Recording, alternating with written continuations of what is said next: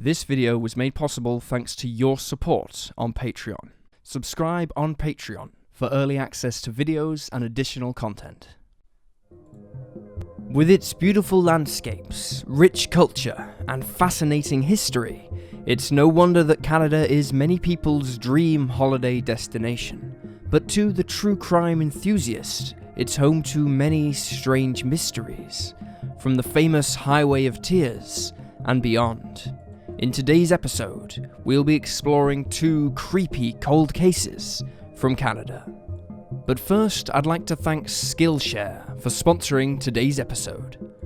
Ultimately, we are teachers here at Cold Case Detective, hoping to educate and motivate people to seek out information and wisdom. One way to do this is unlocking new skills, similar to solving a case or unresolved mystery. And while completing cold cases is never a guarantee, honing a new skill to develop yourself as a person is. And with Skillshare, we're honoured to give you a jump on that journey. Skillshare is an online instructional platform built by creatives for creatives.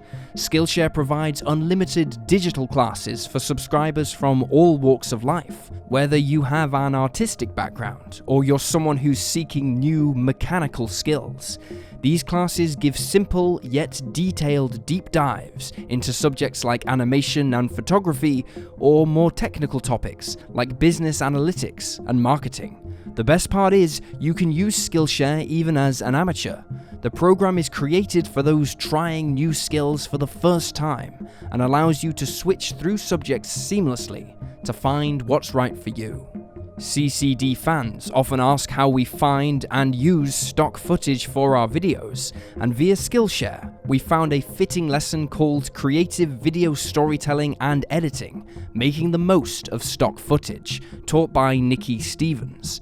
Nikki does an incredible job showing you how to capture an audience without ever needing to pick up a camera, giving out amazing editing tricks on how to be savvy with simple stock footage. Through our sponsorship, the first 1,000 subscribers to click the link in the description will get a free trial of the premium membership. And if you love it as much as us, you can sign up for just $10 a month on an annual membership after the trial ends, with fresh ad-free lessons and a ton of premium courses added every month. So join Skillshare today to gain the wisdom to improve the creativity in your life and support Cold Case Detective at the same time. And now let's dive in with today's mysteries.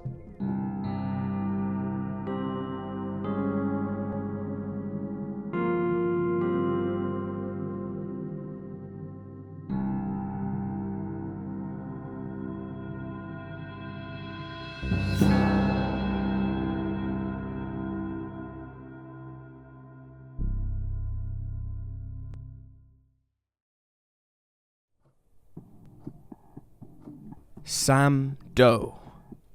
On the morning of April 13th, 1977, an older couple named the McLeods scoured their abandoned farmhouse property west of Tofield, Alberta, in search of any spare parts that would be suitable for their new home. What they never expected to find on that spring morning was a body. Upon opening the lid of their septic tank, they noticed a grey sock floating on the water's surface. Baffled, they looked closer, only to find there was a human leg beneath the water.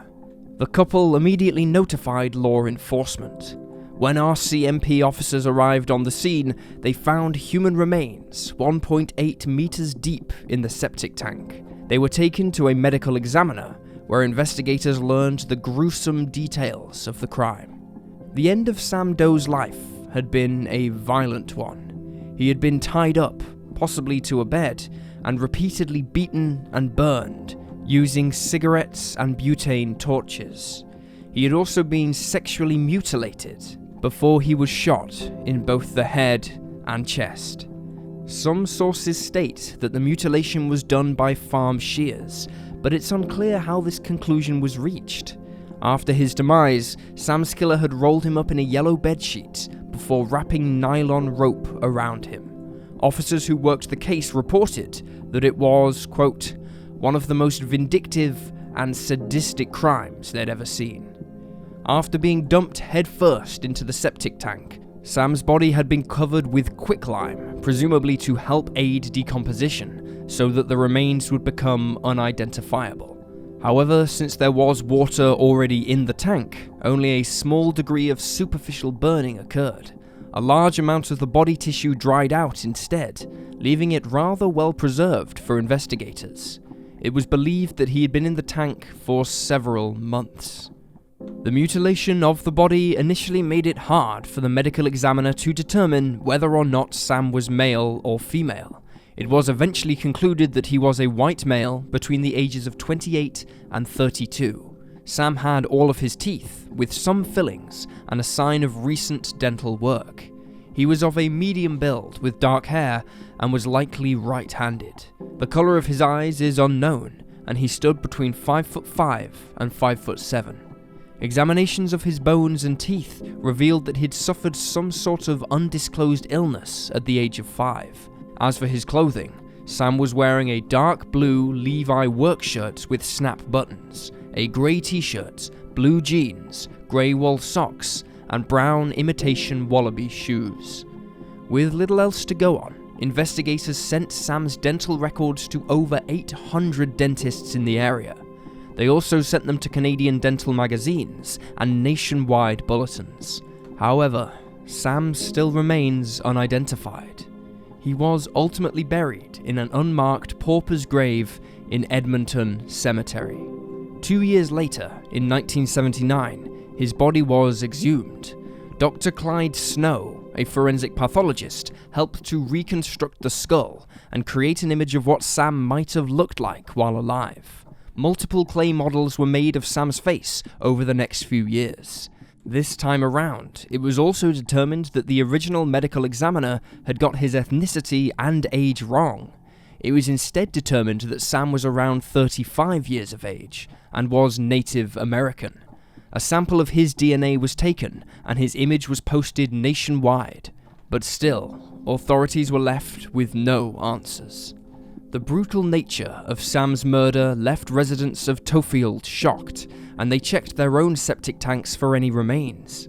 Investigators theorized that Sam was perhaps transient, a migrant worker, or otherwise not a long-term resident of Alberta, as he did not match up with any local missing person reports. His clothing suggested that he may have been a construction worker or a farm laborer. Authorities also believed it was likely the culprit or culprits knew the area well, as they chose the location knowing it was abandoned. They likely thought he wouldn't be discovered for a long time. As for the abandoned property itself, there was no evidence Sam was killed there. It's likely the farmhouse was simply a dumping site. Since the crime was so violent, many people believe the attack was personal. Many online sleuths focus on the mutilation part of the violence, proposing that Sam was an unfaithful partner, or someone who'd committed sexual crimes. It's also been theorized that the mutilation was designed to emasculate Sam. Others believe he was the victim of a hate crime, suggesting that he was gay, or killed for being a Native American. However, all of these theories are simply that. There is no evidence to corroborate any of them. One rule out made in Sam's case is that of a man named Edwin Joseph Arkand. He went missing from Coleman, Alberta on June 8th of 1975, but has been confirmed to not be this John Doe. In 2017, a new Canadian DNA database was set up. It was hoped that this would finally bring answers in Sam Doe's case, but so far, it has not yielded any. A retired RCMP officer named Ed Lammertz, who helped recover Sam's body, believes the young man will never be identified.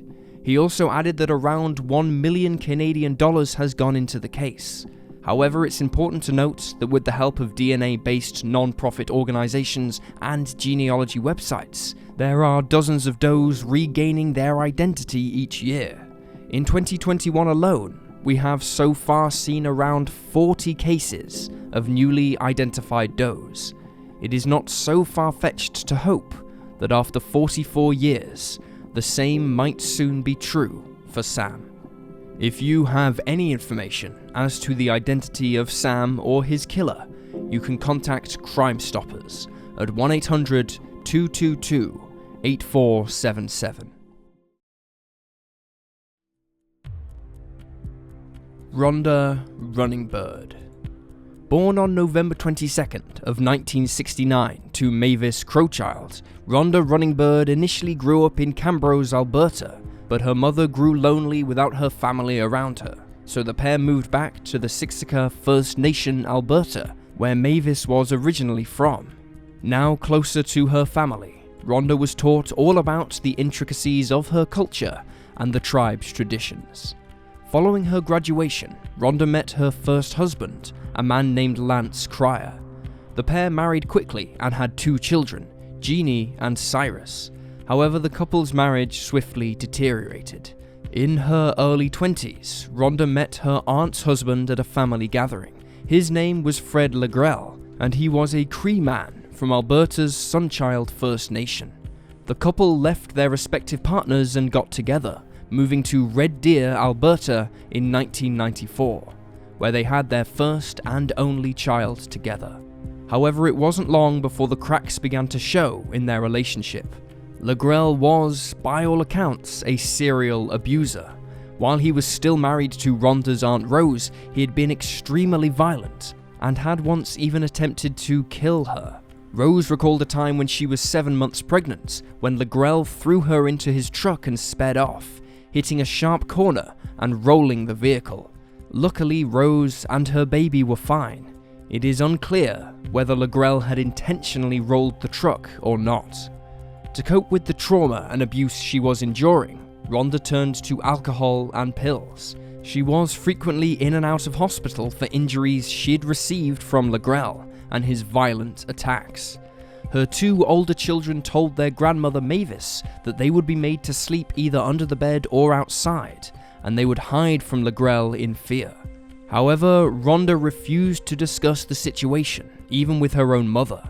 She once took 1 hour to climb 7 steps in Mavis's house, and was eventually beaten so badly that she ended up with a kidney colostomy bag.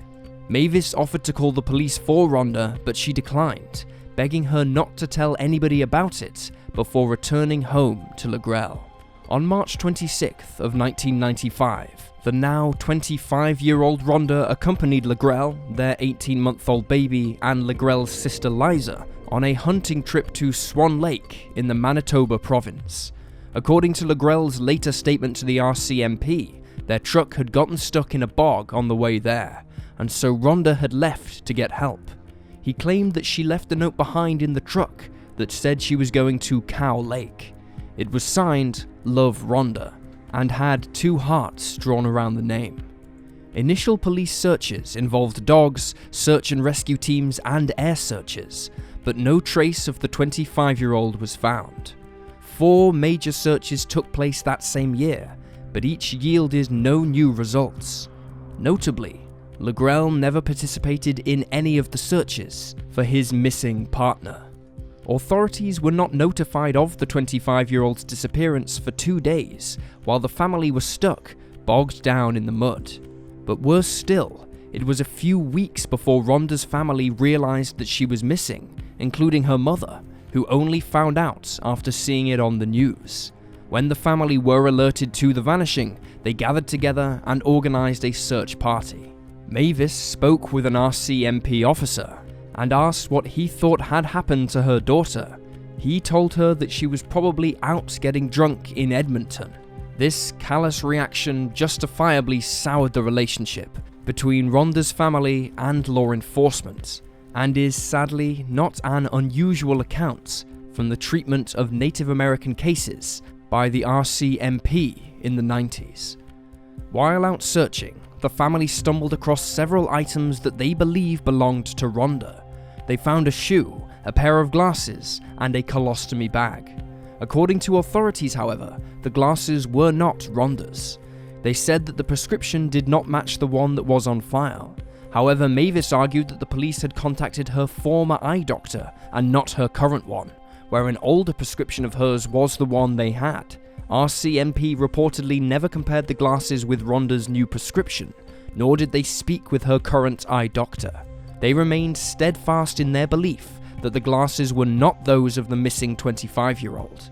The authorities also went on to deny the shoe that the family found was Rhonda's, despite the fact that they were laced in a unique way, which Mavis herself had taught to her daughter when she was growing up. It's unclear what happened to the colostomy bag, as further details are not discussed in any articles on the case. According to several reports, during a search, scraps of clothing were found in a wooded area, but there are no further details regarding this find. The same thing applies to a report that a firearm was located in the area. Mavis has vehemently disagreed with Legrel's version of events of the day Rhonda vanished. She said she doubted her daughter would go for help given the state she was in, as she could barely walk. She also questioned why Rhonda wouldn't have simply waited to flag down a passing car, rather than wandering off into the woods. She told news outlets no one's going to survive in a forest like that, with a colostomy bag.